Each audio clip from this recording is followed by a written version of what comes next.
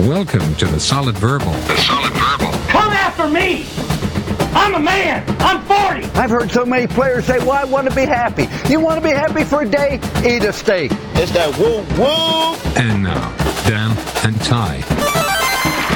Welcome back to the Solid Verbal, boys and girls. My name is Ty Hildenbrand. Joining me, as always, over there in New York City, my man, Dan Rubenstein. Sir, how are you? I don't want a lot for Christmas, Ty. There's one thing that I need. You do Mariah Carey? There's got to be Mariah Carey, right? I don't care about the presents underneath the Christmas tree. I just want bowl season for my own. More than you could ever know, Ty. Make my wish come true. All I want for Christmas is who's in the Belk Bowl. Let's go, Virginia. Let's do this.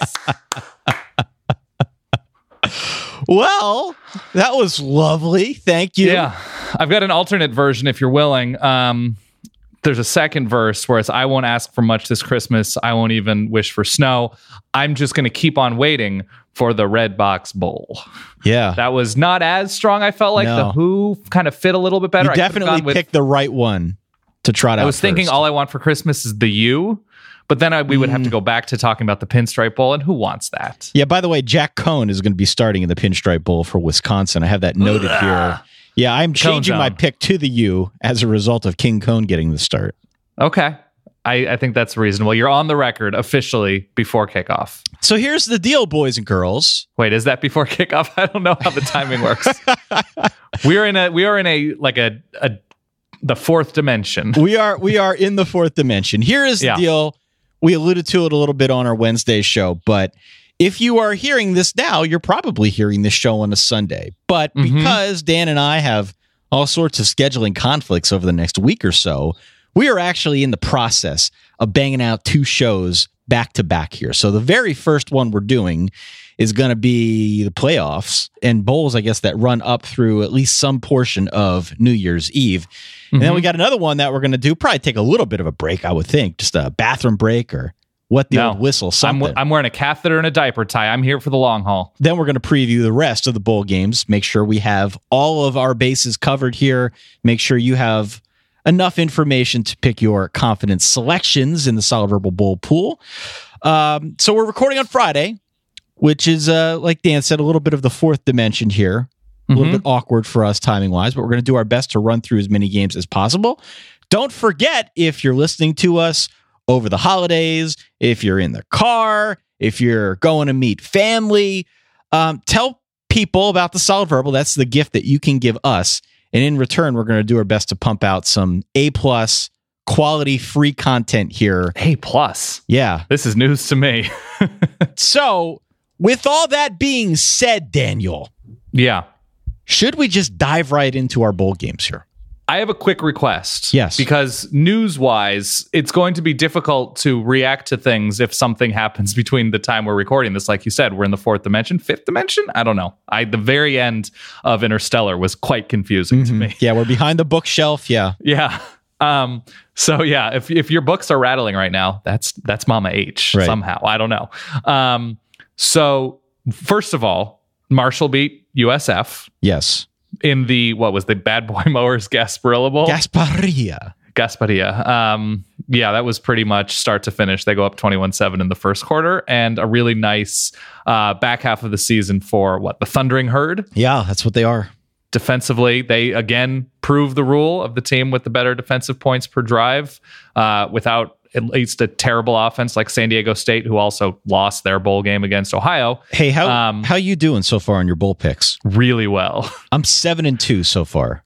I think I'm something like that. I missed on UAB, which is dumb because UAB should have been the pick for my theory. I went against Schwab, and I went against Utah State, which also should have been my pick. So the theory's doing great. I just interrupted myself. So I think we covered everything else bowl-wise, but just because we are in this 4.5 dimension, Ty, if I could get a breaking news real quick so we can cover our bases just in case.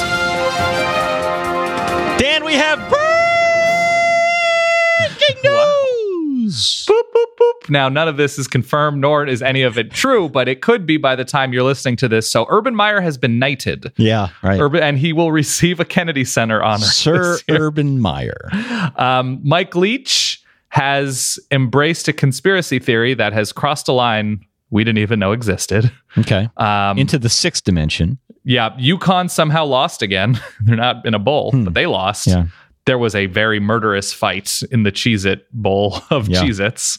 And what I'm most excited by, and I think you will be too, Ty, is like a lot of these NBA players, NFL players who get the custom cleats and the custom shoes with airbrushing. You see like Sonic the Hedgehog and stuff. Right. Brian Kelly's Cotton Bowl boots have an airbrushed picture of Brian Kelly wearing his old Sun Bowl boots, which I thought was such a wonderful touch by the Cotton Bowl. So Texan. So just wanted to cover our bases there. Congratulations to, again, Urban Meyer, who I think is actually teaching a grad course at I saw on State. Leadership, some ethics. Sure. Couldn't have picked a guy. Okay. So here we are. Daniel, it's the holidays. Mm-hmm. It's college football. Let's just do this thing. Oh, no.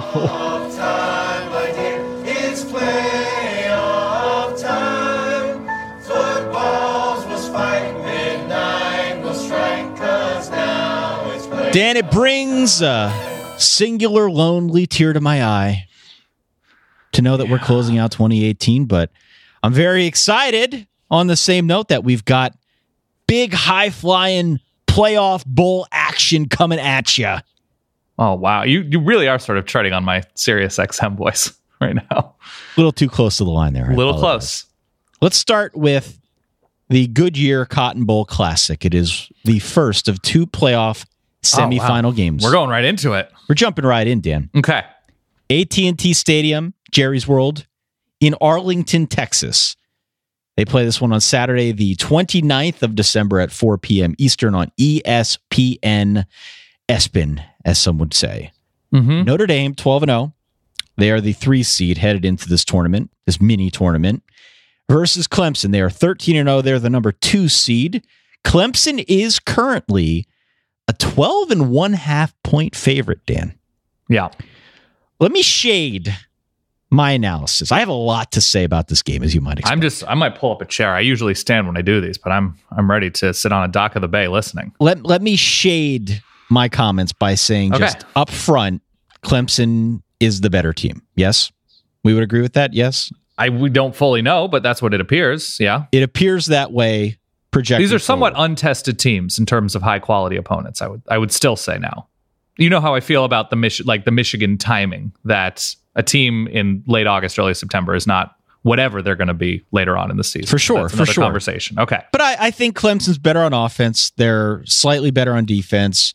Sure. They got 48 guys or so on the roster. I think I saw with playoff experience. There's a lot working in their favor here, including one big matchup that I'm going to get to in a second. But I need your advice. Okay. Before we get there, I have a dilemma. Mm-hmm. I talked about this with some of the kind patrons, some of our friendly verballers at our Minneapolis meetup. Who better to break down Clemson? Every game this season, I have taken the points against Notre Dame. Yeah. And I don't know how well that's worked out against the spread, but straight up, Notre Dame's undefeated. It's worked out pretty well.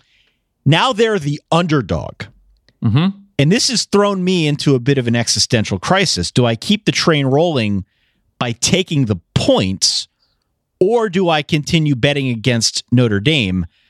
I'm asking for a friend, Dan. I need to know what you would do if you had something working and now all of a sudden this sort of breaks the formula. Notre Dame 7-5 against the spread this year, by the way. Okay. So Vegas not fully able to figure out the Irish at this point in terms of spread against opponents. So do I take the points, or do I continue betting against Notre Dame? No, just break down the game like a human being, Ty. No! Not this superstitious garbage. It doesn't make a difference. There's too much on the line. No. Give me your opinion of this game. And you know Notre Dame better than most. So what you say, I mean, not because of gambling, but what you say holds weight with people because you pay close attention to this team all year long. So don't throw a wrench into your actual opinion. Let's get tied to the core, Ty. Come on. I have superstitious qualities here. No. Throw them out the window. You have a sound to do that. There are two things that worry me a lot as a Notre Dame fan. I'm just going to talk subjectively here. Yeah. The first, I think, is pretty obvious. Clemson's got an NFL caliber defensive line. They've got 4 starters up front with 22 and a half sacks on the season. It's many. They've been wreaking havoc all year long. And I keep thinking back to what Mike Golick Jr. told me when I did the Homer show earlier this year, and he gave Notre Dame's offensive line like a C or a C+. That was about 3/4 of the way through the year, but headed into a matchup like this... They replaced their center, right? That was a big injury. That's right. Year. Yeah, that's right. Headed into a matchup like this, they're going to have their hands full. If they're still playing at that C quality, they're going to have their hands full. Even if they're not, they're going to have their hands full, which is going to make it tough to open up holes for Dexter Williams and Tony Jones and Jafar Armstrong, who's finally healthy now. So I think there's a real risk of Notre Dame getting or being forced into being one-dimensional. That's the first thing.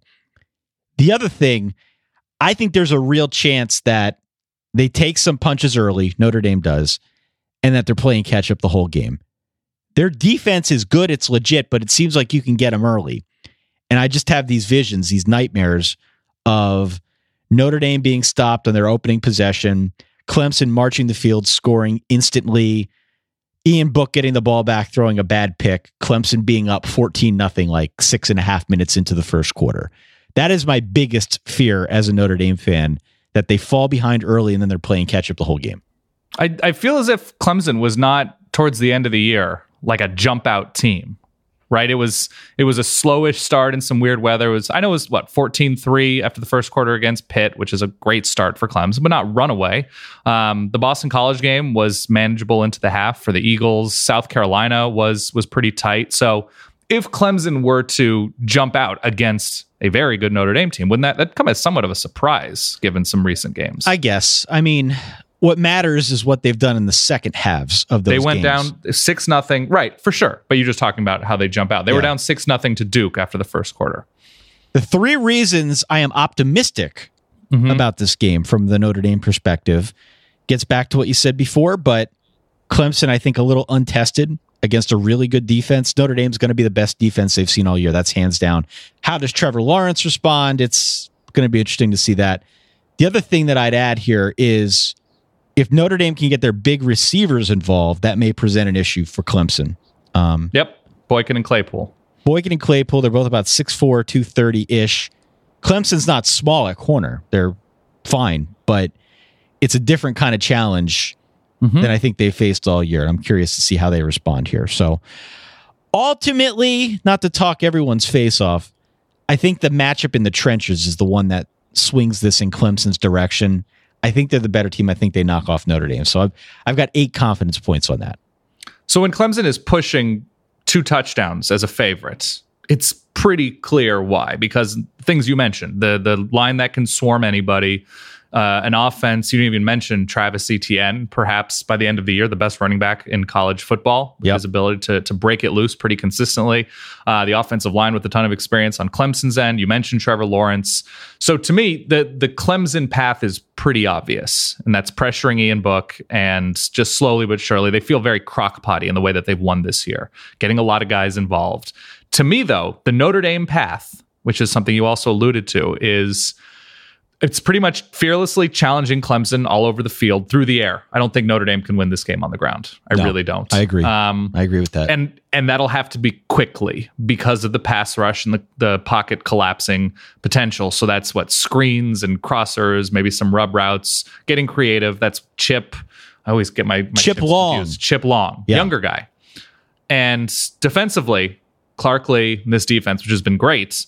And this is one of my all-time favorite phrases. We make fun of the old like Thursday Night Crew because they'd always say like pin your ears back or Third in California, that kind of thing. If Notre Dame can make Trevor Lawrence see ghosts, I love that phrasing. That before. You've never heard see ghosts? Never heard that in a million years. Come on. See ghosts? Yeah, so like the sort of plays where all of a sudden a nose tackle drops into coverage. I feel like Lewis Nix had a pick doing that at some point. Seeing ghosts. Wow, that's seeing ghosts, where you're basically confusing the quarterback into seeing coverage that's not really there. And Trevor Lawrence, for as high as his ceiling is and as excellent as he has been for most of the year, is a true freshman. Or he's near the end of his true freshman campaign, and true freshmen can make mistakes. So if Notre Dame can do a good job of disguising certain things on defense coverages, I think that is a huge, huge deal. And then on a similar note is with that secondary, notably it's Julian Love, who's the other corner? Troy Pride Jr.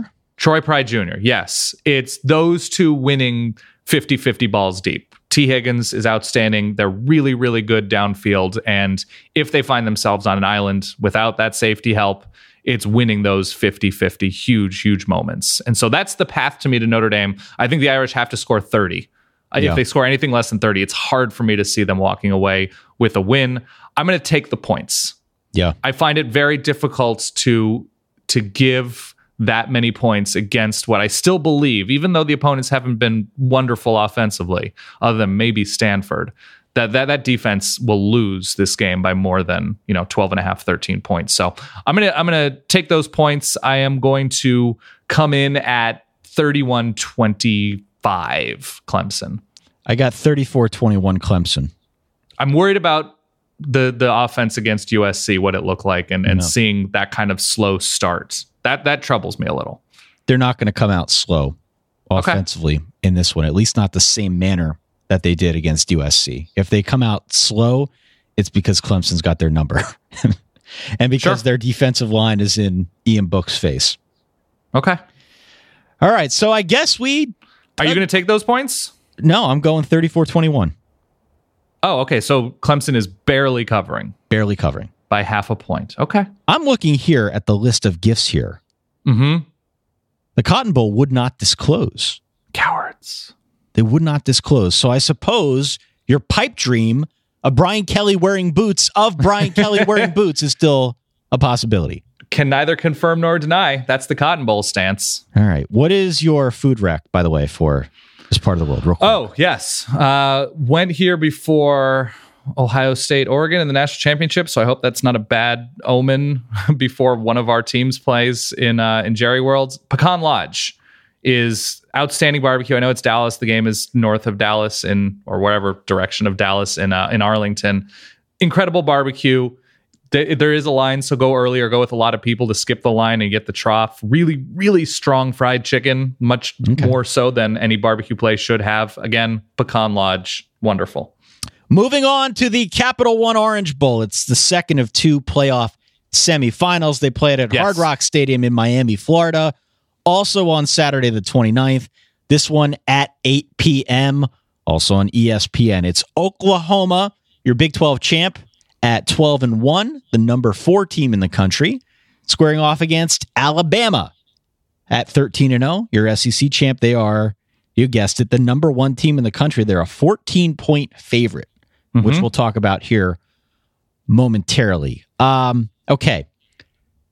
I said several weeks ago that I was really excited at the potential that this matchup could have. I am pumped to watch this game. Oh, yeah. I'm not sure what state I will be in mentally after watching Notre Dame Clemson, but I'm going to force my way through this game nonetheless because this is going to be an awesome matchup. We've got, I think, a philosophical difference between these two teams. We've got Alabama, which is certainly loaded for bear on offense and outstanding on defense, versus Oklahoma, who is shockingly even better than Alabama on offense and just doesn't really care as much about defense. I like how you said this is philosophical. Like Oklahoma's like, yeah, we don't want to be good at defense. Our philosophy. I want to be good. I'm to the point where I'm wondering if that isn't the plan. If the plan isn't, who cares if they score? But if we get 3 stops or 2 turnovers or 1 big play in the red zone, is that enough to give us an extra possession? Is the defense just playing FIFA during essentially, practice? Yeah. Okay. I'm wondering if that's their strategy. I think they want to be good. I think they want to make stops and get picks and turn over their opponents. But only 3 times a game, Dan. Sure. Only 3 times a game. So, as I said, Bama, defending champ, number 1 team in the country, squaring off against Kyler Murray, his Heisman Trophy, crazy offense, not so crazy a defense. The point spread here, as I said, is 14, and the over-under for this game is 79. So, Vegas thinking a lot of points as well. Since I talked everyone's ear off with the first game, where do you come down on the Orange Bowl here? Well, first of all, I think you're 1,000% right that this is just in terms of the entertainment possibilities. And I noted this on Twitter. These are the first 2 teams in a long time, if not ever, to average 4 points per drive against FBS teams. And that's taking out garbage time to face each other. So this is the absolute height of huge offenses playing on a big stage. So I could not be more excited. The path to me is pretty simple. First of all, I don't know what Tua's ankle is going to look like in real live, huge college football action. It's one thing for, your ankle to heal enough so you can run a 5K, but Tua staring down a still, I was going to say good defense, a still 11 guys who are athletic and big and can hurt everybody. Getting defense. In the way, Dan. Yes, and force him into pain.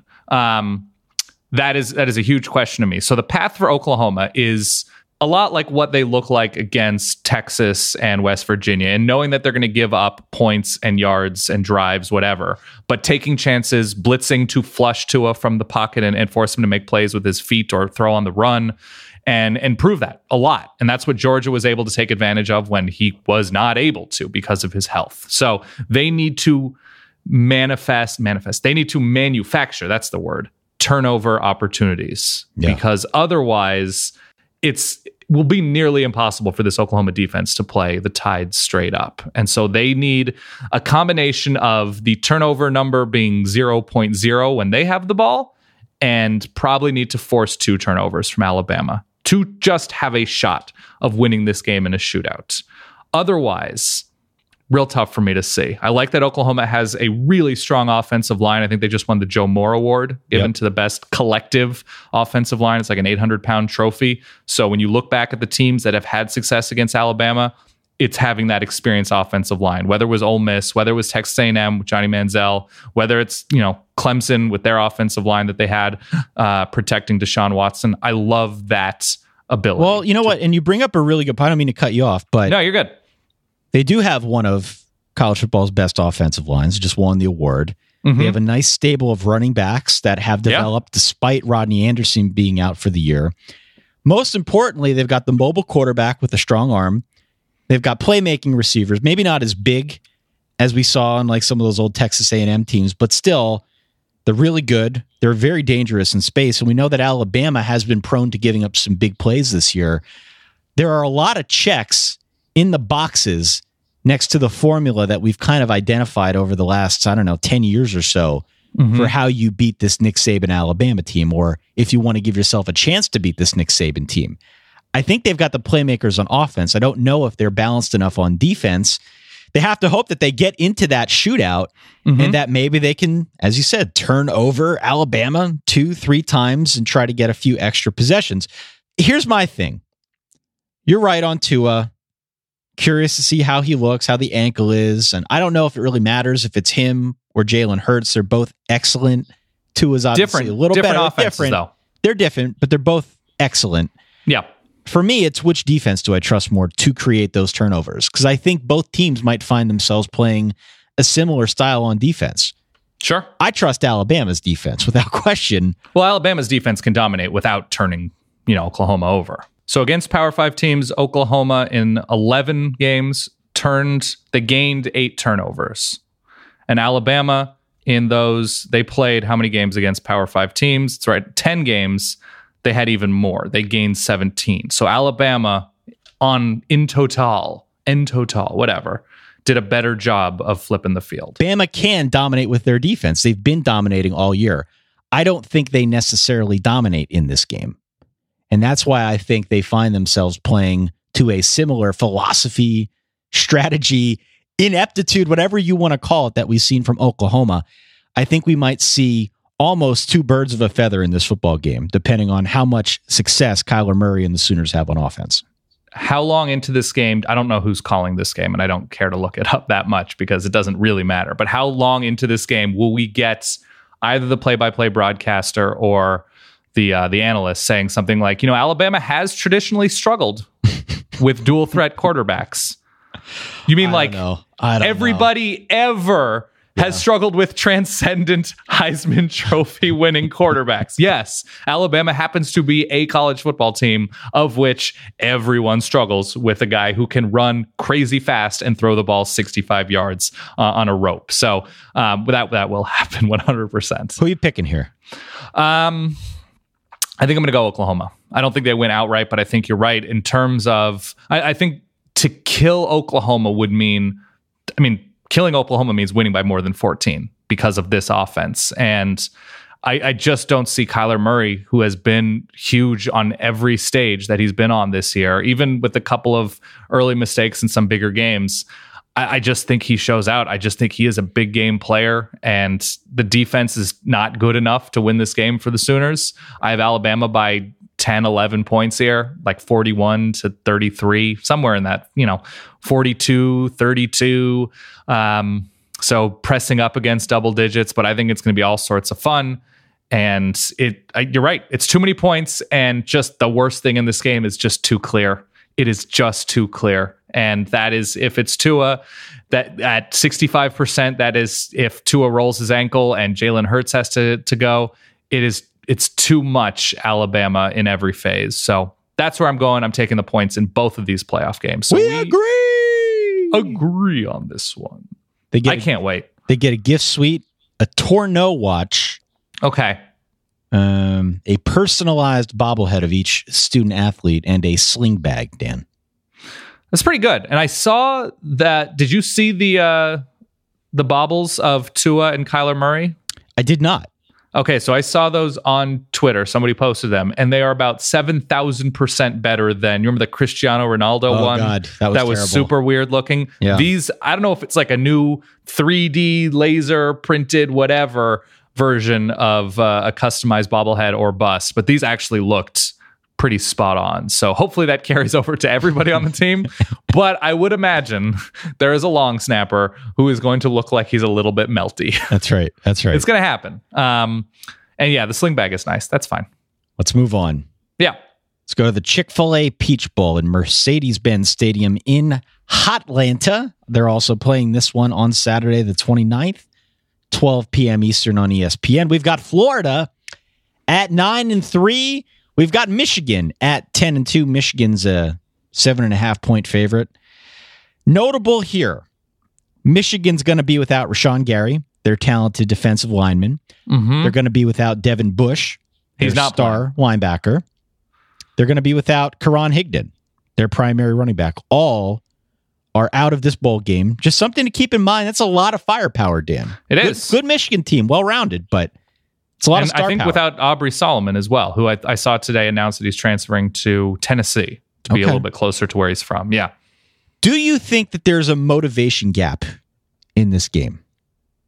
Yes, I absolutely do. Michigan on the precipice, on the edge. We talked about this a little bit a show or two ago. And Florida in year one, this is gravy. This is house money to get to a New Year's Six game playing a huge stadium in Atlanta. I definitely think there is. And Michigan's bowl record hasn't been the best. This is an opponent that Michigan has sort of proven itself pretty well against recently. So even though it's a huge bowl game, even though Michigan has addressed a lot of what has ailed it previously, looking at Shea Patterson and what he has given to this offense and the advancement of this offensive line, in terms of strict motivation, yes. That all said, does it matter is my follow-up question. Michigan's better. And they can win this game, and they can win this game 13-10. Maybe they won't cover. I don't know. That doesn't really bother me. I'm full confidence mode right now if it's not the playoff. I am pretty certain that I would be the most nervous fan if I were a Florida fan watching Felipe Franks throw into this Michigan defense, even without some huge names. Yeah, I think they're good enough. That's what would make me the most nervous. They're good enough, even without some of those guns, to, I think, make his life a living hell. Yeah, there's a lot of talent still on that defense, especially up front. Florida can run the ball pretty well. It's a bad matchup for Florida. And I know Florida finished the season, outside of the Missouri game, pretty well.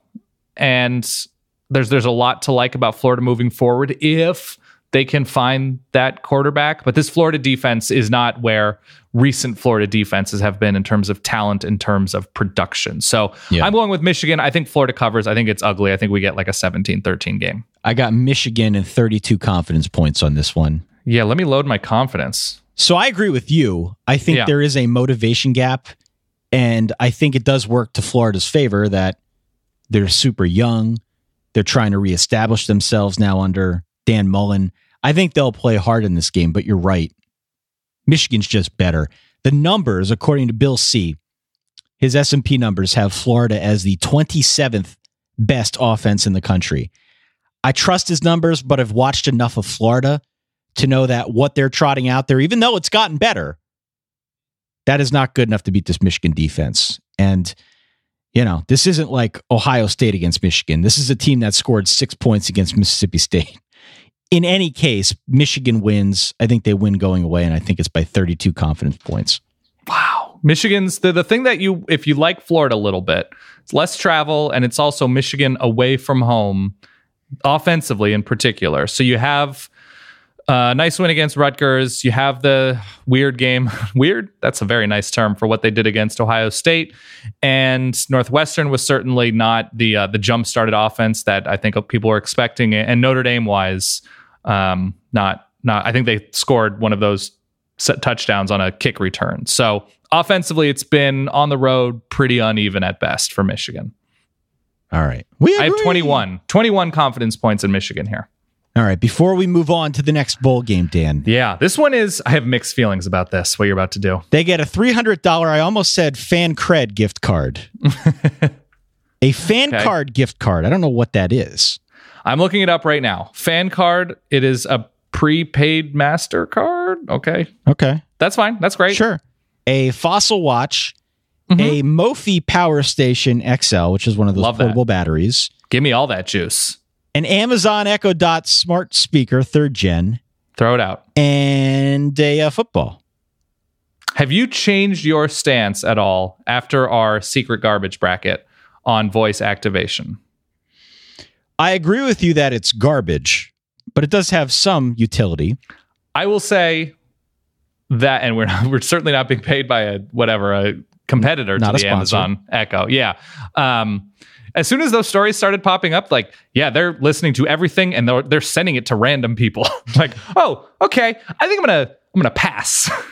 I think I'm gonna pass on the whole voice activation in Amazon. I use mine. I turn my lights on with it. It's great. Oh, I think it's cool in theory. I saw a story in Germany that somebody requested. You can request your Amazon data in Europe under some privacy law. And he received 1,700 WAV files. And it turns out the 1,700 WAV files were of somebody else because he doesn't even have an Amazon Echo. Okay, nice. So if you are playing in this game, Florida, Michigan player, congrats on a great season. Take home the Mophie, take home the card, the credit card, the watch, whatever, the football. Leave a little behind in Atlanta. I like the Echo Dot. I'm fine with it. I'm fine with it. Eat in Atlanta at Heirloom Market Barbecue. Great barbecue, or Ponce City Market. Really cool food hall type situation. To the Belk Bowl we go. Yes, Adam Amin game. Bank of America Stadium in Charlotte. It's between South Carolina and Virginia. Both teams 7-5. South Carolina, a 5.5 point favorite. These teams both get a shopping trip to a Belk department store and a Fossil watch. Okay. Not bad. You got options there, so that works. Yeah, you can do maybe some post-Christmas shopping, holiday shopping at Belk. Yeah. Get some loved ones, some solid clothing. That'd be great. Debo Samuel, our boy, will not be playing in this game for South Carolina. He's going to be sitting this one out. I think the records are quite deceiving here, Dan. Oh, do you have to throw them out?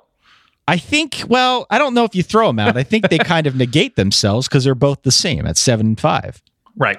But I think South Carolina is a lot better than their record. And on the flip side, I think you really need to squint to find impressive wins on Virginia's resume. Okay. So what I'm saying is that 7-5 for South Carolina means a lot more than the 7-5 when I see it next to Virginia.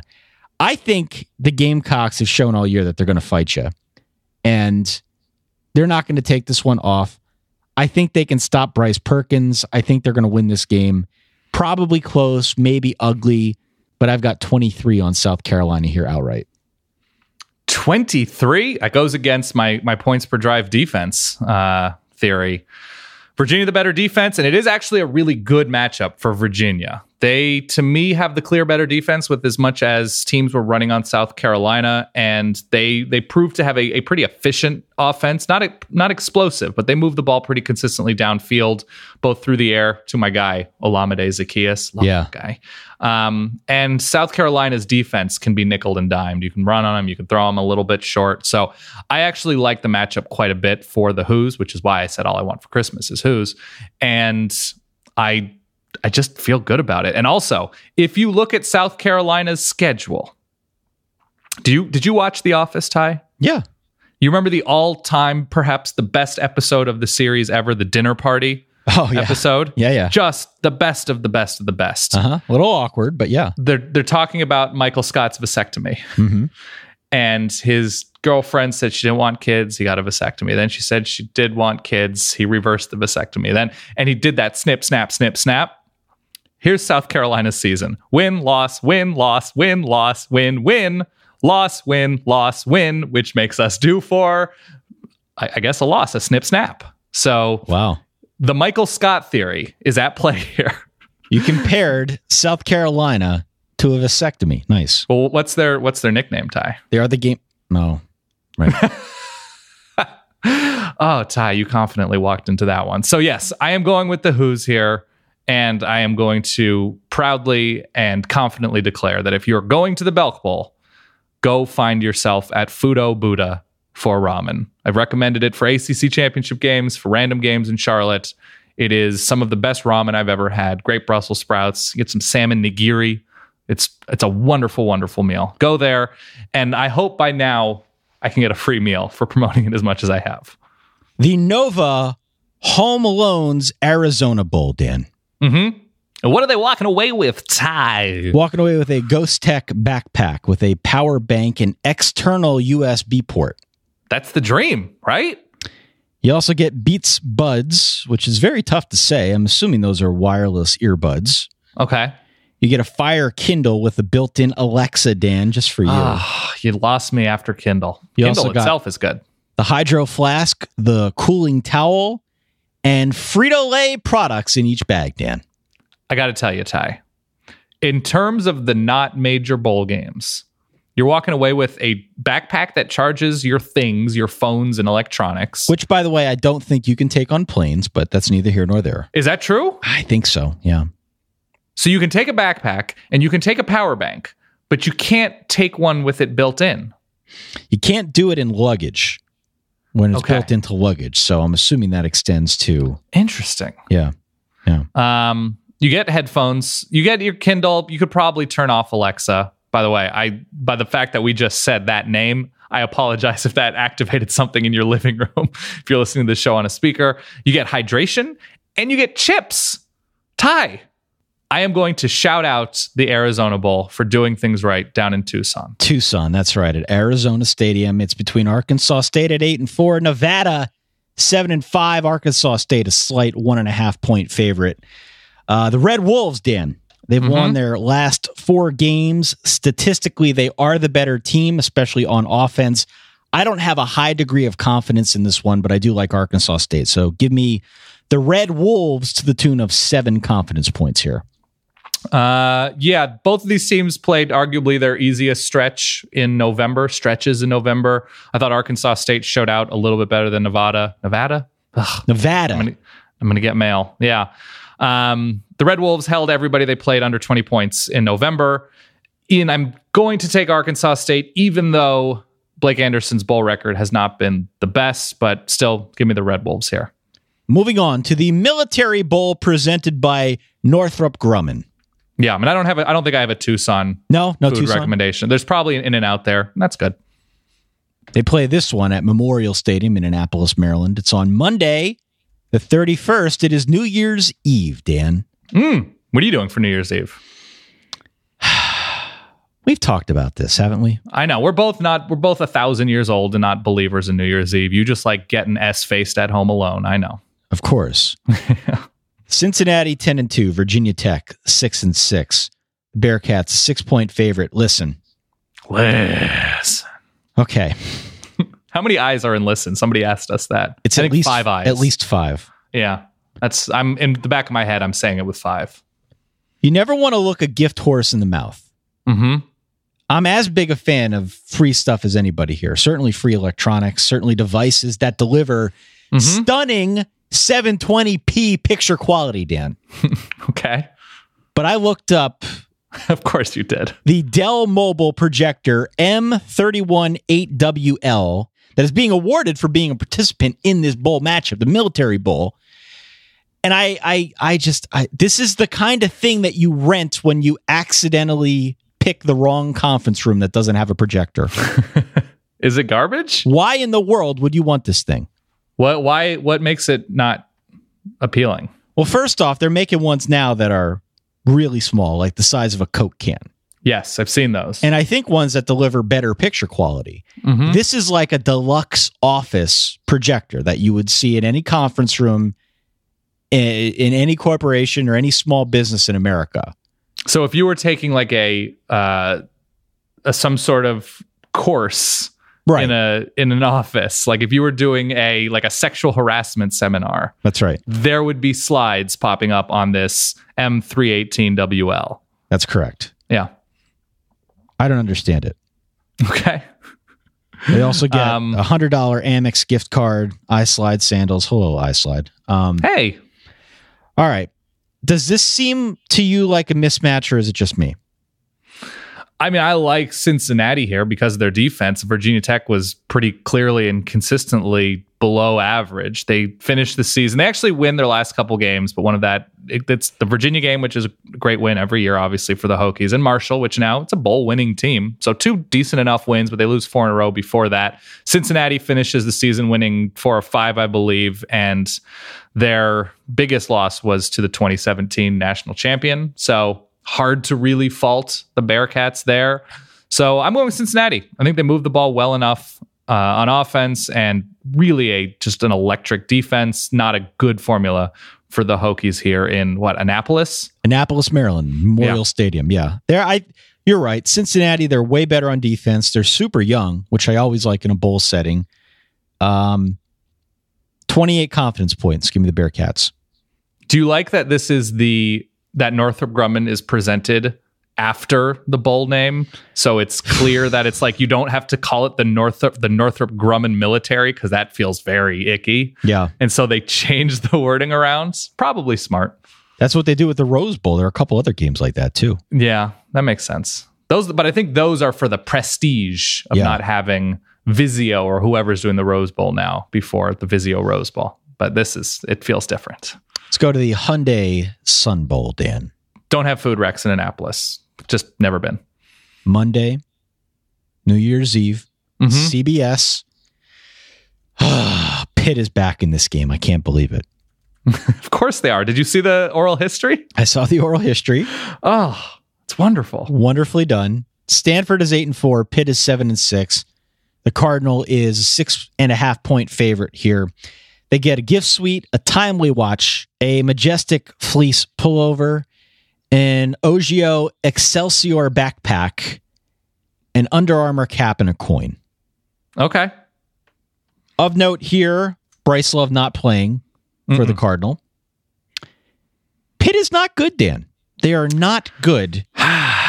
But they do get up for big games. And Stanford, as you know, is just very average. Does Pitt get up for big games this season?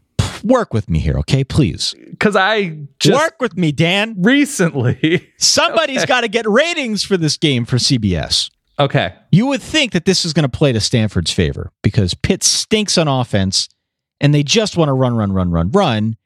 Stanford's usually pretty good at defending the run, except for this year. They're not as good this year as they have been in the past.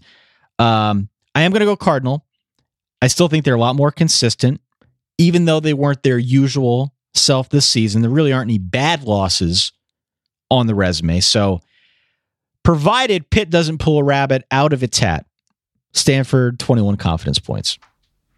I have Stanford as well. My confidence level it appears 18. So we're pretty simpatico. We agree. And first of all, I could use an Oshio backpack. I know you've been very happy with yours, right? Very happy. Okay. So I'm always in the market. Not a sponsor. Not a sponsor. I would say, to your point that Pitt plays for games, they still lost to Miami and Clemson combined 66-13. So there's that. So they've been cramping up towards the finish line. They're the Gatorade commercial guy who is really just struggling.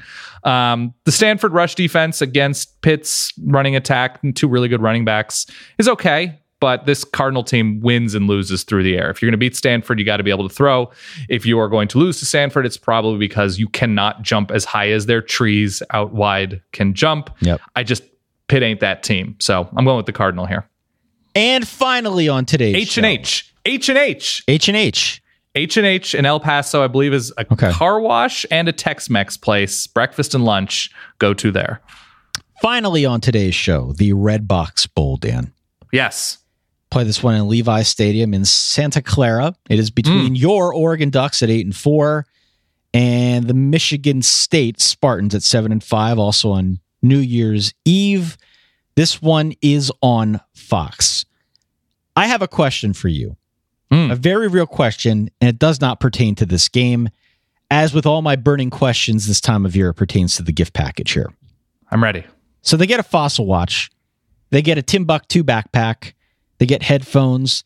They get other assorted Redbox Bowl merchandise. They get a Roku. They also get a Roku, Dan, which I find puzzling. Because Redbox is one of those machines outside of the grocery store where you go and you get your DVD in a little cardboard envelope. You go home, you pop it in the DVD player, and that's how you watch your movies. Roku seemingly is a competitor of some kind to Redbox. Roku is built around the streaming economy. So wouldn't it sort of put themselves out of business to offer a free Roku to the participants of your own bowl game? Ty, I've done some research these last 8 seconds while you were speaking. So listen. Redbox is making the move to streaming. Okay. Redbox has an app available on the Roku. Okay. Where you can stream movies. I assume you pay like your whatever, $2 to have it for 24 hours and then it'll self-implode or whatever happens digitally. So that's what's happening with Redbox and Roku. For anybody interested and perhaps does not have one of those machines in a supermarket near them. I was worried that Redbox was going to go the way of Blockbuster here and that this bowl game was going to be renamed after 1 or 2 years. Did Blockbuster had a streaming service for a minute? I think they tried, but it was already too late. When Netflix started denting the market and Blockbuster physical brick and mortar stores started closing, Blockbuster definitely tried to get in on that, and it was too late. It was just too late. They play this one in Levi's Stadium a full week before the national championship. So it's sort of like the JV game. And I say that lovingly towards your Oregon Ducks and Michigan State Spartans. What is your readout on this game? I tried to look up if Brian Lewerke's going to play. It's still a little bit unclear. Where do you come down in this game? These two teams actually recently had a home and home, right? They played both, I think, 14 and 15. The Vernon Adams game in 2014 was Mariota. So they're familiar with each other, big picture. I don't know how many players in the game actually played in those games. But Oregon finishes the season winning 3 of 4, a lighter-ish sort of November. They looked mostly okay, but had the ability to generate some bigger plays. Certainly Justin Herbert and Dylan Mitchell have an impressive connection defensively. Took a step back this year. Michigan State finishes the year losing 2 of 3. And in those games, averaged, and Ty, I busted out a calculator for this one. Yeah. If you can count to 8.6, you know the answer. There was some gnarly weather involved, definitely, at the end of Michigan State's season, but they weren't scoring all that much before then. So obviously the height of Michigan State's year was winning at Penn State in a game that should be buried into the Earth's core. It was not a fun watch. Really not great. So Michigan State with a good defense for sure it's tough to bet against them against an inconsistent team, but I'm going to because the Sparty offense is capable and has shown itself to be basically fully inept. It's shown itself to be fully 114th in the nation. Yes. Quarterback questionable. I know they're missing their best corner on defense who declared early and will be skipping this game. All the pageantry of the Red Bowl aside. I'm taking Oregon. They should have the better crowd if they can actually get to Santa Clara. If anybody going to this game is in San Francisco, grab a pizza at Del Popolo.